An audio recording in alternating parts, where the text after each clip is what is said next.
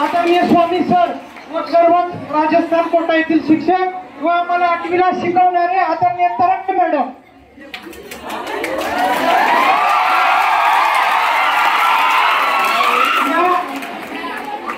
जे काही आमचं 10वीचं पूर्ण जे वर्ष आहे त्या वर्षामध्ये मी जेव्हा त्याच्या आधी 9वी मध्ये जेव्हा मी पहिल्यांदा या क्लासेस मध्ये आलो होतो तेव्हा मला माझे मित्र पहिले सुरू जर कोण झाले असतील तर धाकडे आणि प्रथमेश वेद पाठक हे माझे जीवलग मित्र आहेत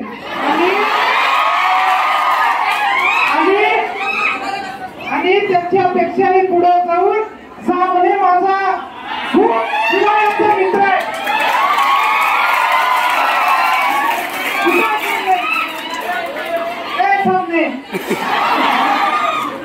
माझं आणि साबणेचं 10वी आमची नवीन झाली.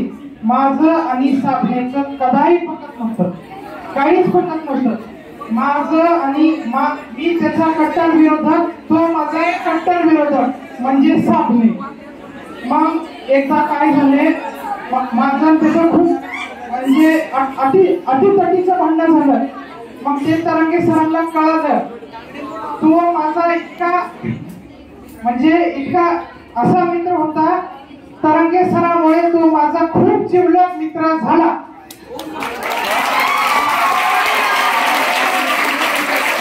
आणि या 10वीच्या वर्षामध्ये मला म्हणजे माझा स्वभाव पहिल्यापासून रागीट.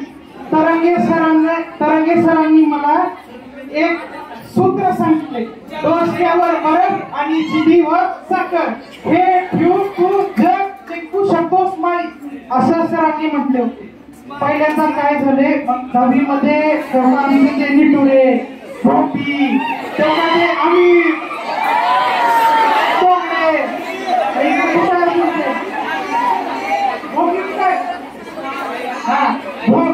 भोपीचं काय झालं, ज्यावेळी वर्ष सुरू झालं त्यावेळेस भोपीच्या खूप चांगल्या अशा गोष्टी आहेत. ज्यावेळी मी 9वी मध्ये आलो होतो त्यावेळेला मी तरंगे सरांना खूप घाबरायचो. म्हणजे आपला घाबरायचो, कधी मी पुढे येऊन बसायचं नाही. तरंगे सरांनी मला समजावून सांगितले, माळी पुढे असं एक कारण निघालं. माझे अंकल इथंच शिकले, मी पण इथंच शिकतोय, आता माझी बहीण पण इथंच शिकते. याच्यामध्ये सांगणं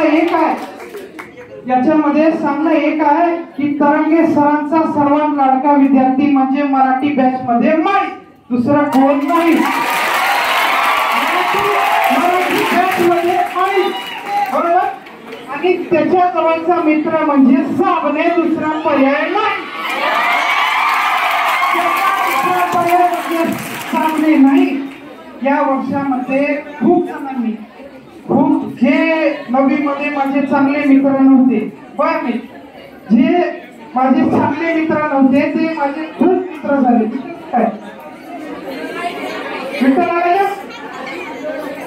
आले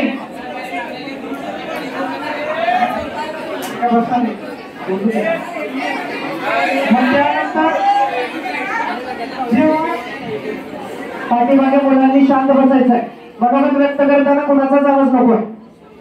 ज्यावेळी मी आता खरं सांगायचं म्हणलं तर मला इंग्लिश जास्त जमत नव्हती. शिंदे सरांनी माझ्यावर खूप मेहनत घेतलेली आहे